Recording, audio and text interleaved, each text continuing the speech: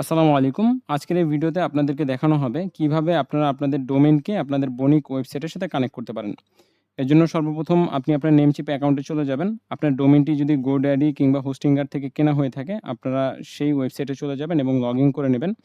এরপর এখান থেকে ম্যানেজ অপশনে চলে যাবেন।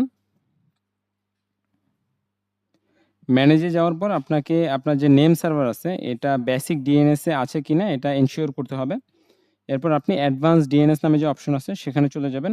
অ্যাডভান্স DNS এ আপনি দেখবেন যে ডিফল্টভাবে ২ টি টাইপ কানেক্ট দেওয়া আছে। আপনাকে যেটা করতে হবে সেটা হচ্ছে হলো এই ২ টা রেকর্ডকে ডিলিট করে দিতে হবে। ২ টা রেকর্ড ডিলিট হয়ে গেলে এখানে অ্যাড নিউ রেকর্ড আসবে। আপনি অ্যাড নিউ রেকর্ডে ক্লিক করবেন এবং এখান থেকে সিনেম রেকর্ডটাকে অ্যাড করে দিবেন। এর পরবর্তীতে হোস্ট যে অপশনটা থাকবে সেখানে আপনি দিবেন এবং টার্গেটে mybonic.com এই কথাটি লিখে দিবেন।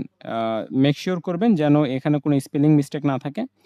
এরপর এখানে যে টিক চিহ্ন থাকবে এটি দিয়ে দিবেন। এটা কিছুটা লোড নিবে। এরপর দেখাবে যে আপনার এই নেমটি সিনেম রেকর্ডটি অ্যাড হয়ে গিয়েছে। এর পরবর্তীতে আপনি ড্যাশবোর্ডে লগইন করবেন ইউজার পাসওয়ার্ড দিয়ে।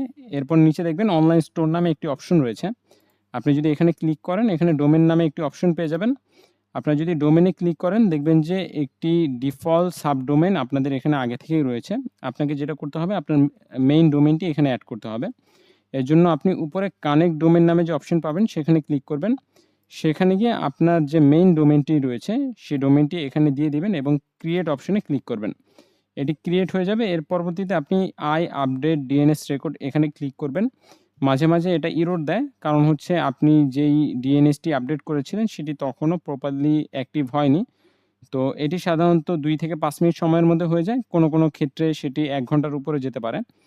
কিন্তু আপনি যখন আপডেটেড DNS এটা দিয়ে দিবেন এবং এখানে কানেক্টেড লেখা চলে আসবে, গ্রিন হয়ে যাবে। আপনি বুঝতে পারবেন যে আপনার ডোমেইনটি আপনার ওয়েবসাইটের সাথে সঠিকভাবে কানেক্ট হয়ে গেছে।